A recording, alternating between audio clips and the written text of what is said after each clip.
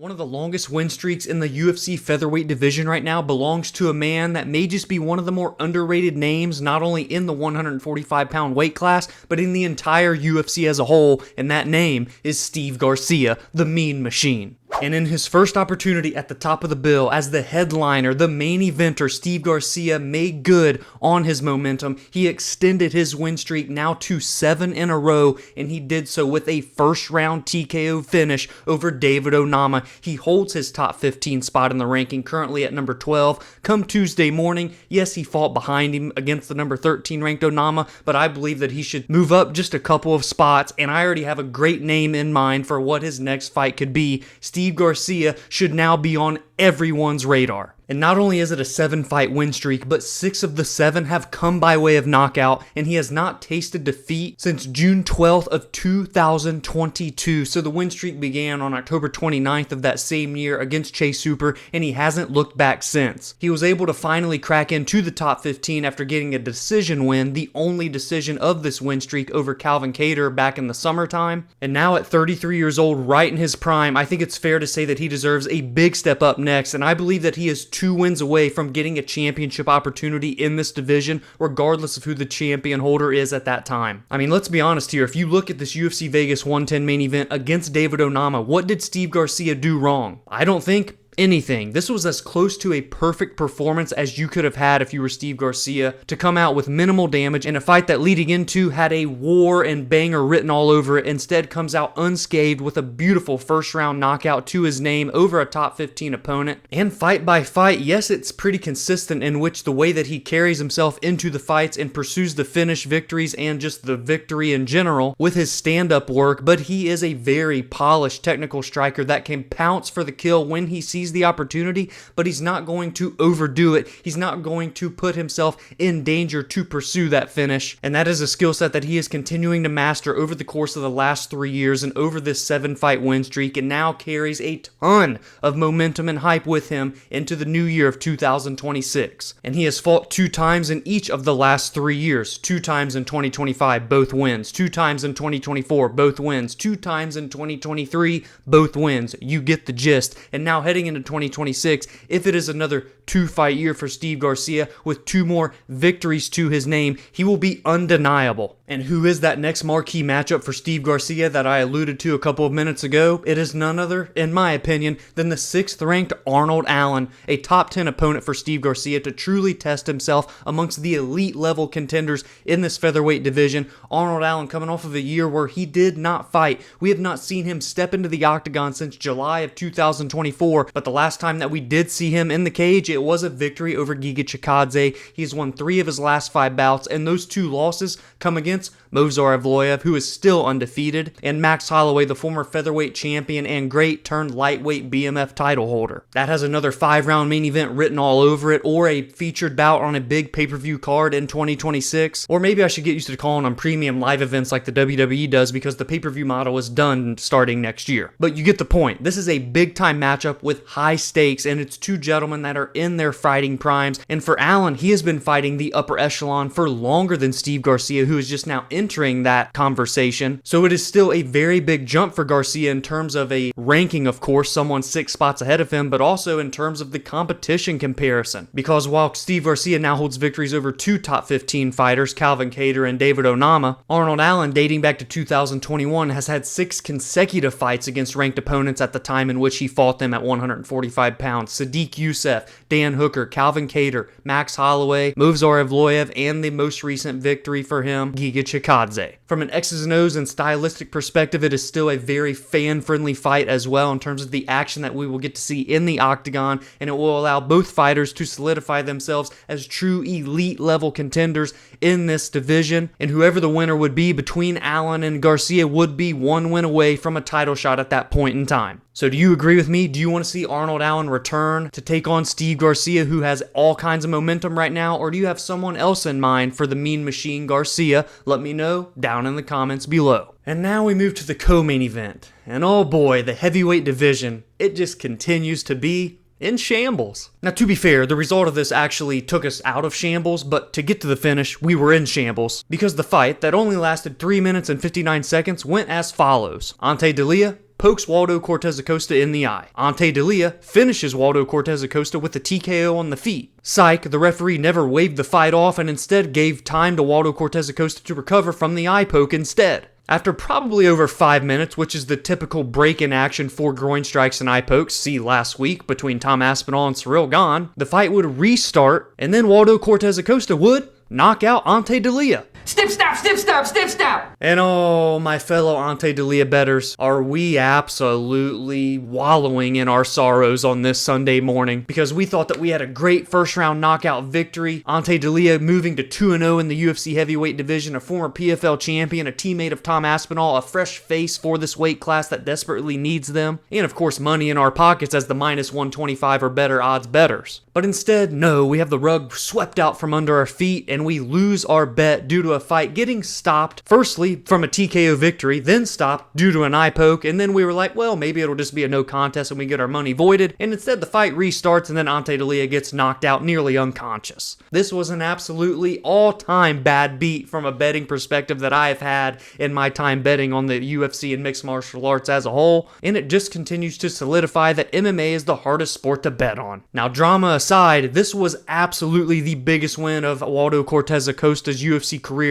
because he had that emphatic finish and he did it against a number 9 ranked Ante D'Elia, a top 10 fighter. And again, as I formerly mentioned, someone that had a lot of name value behind him coming in from the PFL, a former champion, and who had just debuted months prior in the UFC by knocking out Marcin Tybura, the perennially ranked heavyweight veteran. And Waldo has now won 6 of his last 7 bouts, with the only loss coming to Sergey Pavlovich in August of this year, the former interim title challenger, and that came by way of decision. And by the way, Waldo Cortez Acosta, love him or hate him, and his fight style has been the most active heavyweight on the roster since making his UFC debut, and I would be willing to bet that it's not even close. He fought on Dana White's Contender Series and earned a contract in August of 2022, and then made his debut just 2 months later in October of that year, and since that point has fought 10 times over the last 3 years, including 4 fights in 2025 alone, finishing the year with a 3-1 record, assuming he doesn't fight one more time before the year's up. This man is the damn Kevin Holland of the heavyweight division. And after earning this victory, he absolutely holds his spot in the title contention area of the heavyweight division. We know that we're going to see Tom Aspinall and Ciryl Gane run back the rematch probably in early 2026, meaning that Alexander Volkov, who won the number 1 contendership fight at UFC 321 by getting a decision over Jailton Almeida, is now left without a dance partner.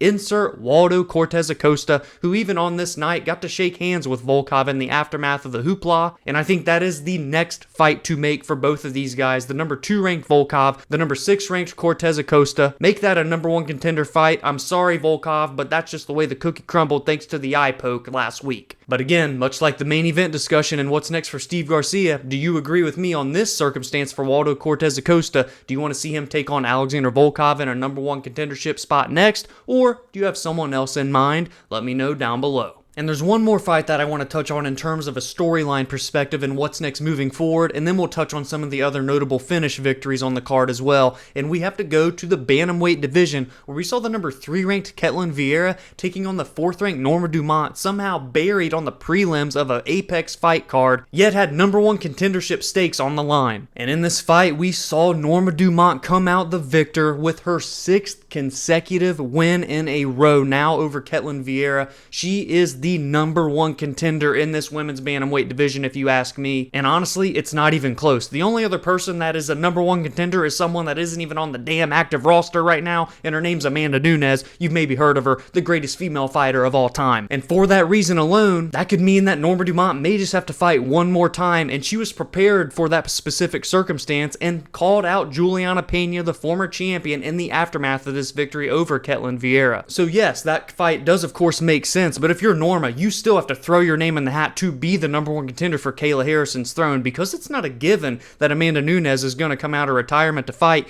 and even if she does, it's possible the UFC would want to save a fight like that for the White House card in the summer, meaning that Kayla Harrison could fight in January or February 1st. Now, of course, you may be saying, whoa, pump the brakes, Norma Dumont shouldn't have even won this fight, and if you're saying that, I understand. Now, of course, I was a Norma Dumont by decision better, but don't get it twisted, it didn't allow me to get in the green screen on the overall results of the evening, but I was happy to at least see that one cash. But you could very much make the argument that Ketlen Vieira should have been the one to get this decision victory instead of Norma, who got the split decision nod with 2 of the 3 judges giving her the edge. When you take a look at the scorecards, round 1 was the consistency across the board, with Ketlen Vieira taking the round, finishing it on top, threatening with a submission over Norma and landing big shots as well. However, round 2 is where Norma Dumont had a very successful showing on the feet, but then was taken down in the last, I believe, 1 minute and 50 seconds, where Ketlen Vieira would then hold position, but this time not threaten with submissions or land hardly any ground and pound strikes, and that's where the judges that sided with Norma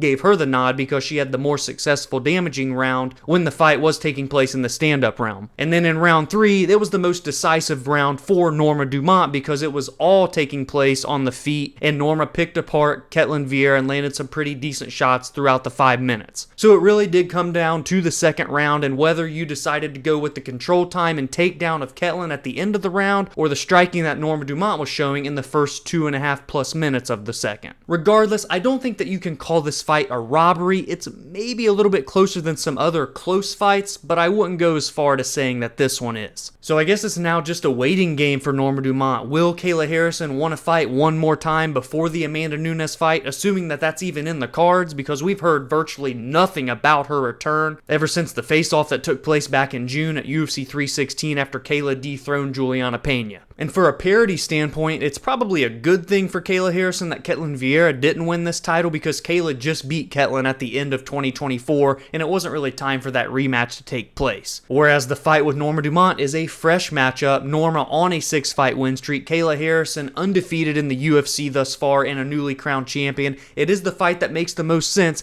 It's just a matter of if Amanda Nunes is returning sooner rather than later. And if it is sooner, then I'm fine with Norma Dumont taking on Juliana Pena. And now we're going to cap off the UFC Vegas 110 recap with 6 straight submission winners, and we start with Yadier Duvall that had the most controversy and drama surrounding it, and that is because the betting lines between himself and Isaac Dalgarian absolutely exploded in just an hour or so prior to the bout taking place, meaning that some information may or may not have gotten leaked on the Isaac Dalgarian side of things, and I wouldn't be surprised if there's some sort of investigation in the aftermath of this fight, because leading into it, Isaac Dalgarian was a massive betting favorite who had a 100% finish rate, and Yadier Duvall, while yes being undefeated, was still a newcomer to the UFC considering this was just his second UFC bout. But as the fight grew closer and closer, literally within hours of it beginning, those betting lines closed rapidly. I believe Yadier closed is around a plus 140 underdog, where heading into the bout and over the course of the week, Isaac Dalgarian was north of a minus 300 favorite. So that is some very extreme line movement in a very close window of time. So do with that information what you will. That's above my pay grade. I can't get into all those weeds and controversies and conspiracies, but what I can tell you is that regardless of Isaac Dalgarian and a potential injury or lack of interest in even fighting, Yadier Duvall absolutely bullied this man straight up, no other words to describe this performance, en route to getting the first round 3 minute and 41 second submission win, and he is now 10-0 as a professional, 4 submissions, 2 knockouts, and 29 years of age, just getting ready to enter his prime in this featherweight division. He is someone fighting out of Cuba to keep your eyes on moving into 2026, regardless of the controversy and drama in this fight. Chuck Buffalo Charles Radke picked up his 4th UFC victory in this UFC Vegas 110 fight card by getting a 3rd round submission win over Daniel Frunze in a relatively fun back and forth that had both guys bloodied up. And he did so with just 31 seconds remaining in the bout, and for what it's worth, having a 4-2 record in the UFC, his only losses are Mike Malott and Carlos Prates, 2 men that are now ranked in the top 15 of this welterweight division. Mike Malott capping it out at the 15th spot after beating Kevin Holland at UFC Vancouver, and Carlos Prates ranked in the top 10 and competing against Leon Edwards, the former champion, in just a couple of weeks' time at UFC 322. So Charles Radke may just be better than a 4-2 record would say so in the UFC and an overall record of 11-5, but time will tell. We'll see what he can do in 2026 to inch his way closer to the top 15 ranks. Alan Nascimento picked up his 4th consecutive victory and has actually won 5 of his last 6, with the only loss coming to top 15 ranked Tagir Ulanbekov back in 2021,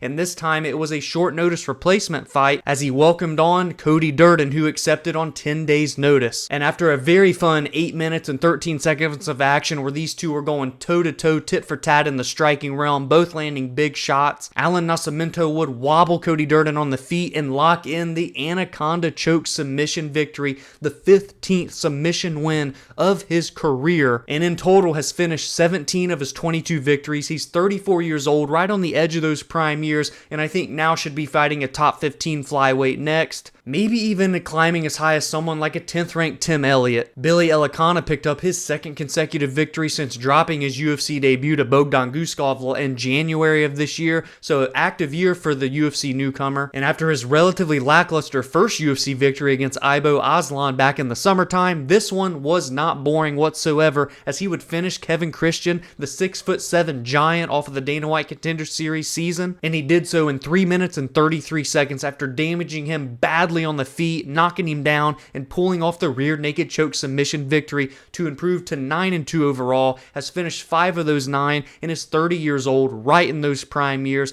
and it is a fun addition to the light heavyweight division. I just don't have a good gauge on what his ceiling could be just yet. Dante Johnson, 26 years old, 7-0, a perfect record, and 7 wins by finish, a 100% stoppage rate, and he made good on his UFC debut by finishing Cedric Dumas, and it wasn't a 7th consecutive knockout victory for Johnson, but instead he picked up the first submission win of his entire career, and it was with a ninja choke 1 minute and 25 seconds into the second round. He is someone to watch out for in this middleweight division, 26 years of age, still has time to prepare himself to enter his prime, make evolutions, and when you consider that 6 minutes and 25 seconds, this fight against Dumas was the longest fight time that he has had in his 7-fight career thus far, there's still plenty of time left for Johnson to make improvements before we talk about him facing any notable big-name fighters in this weight class. But keep your eyes on him in 2026. If he gets 2 or 3 fights in, we could have a very interesting discussion this time next year.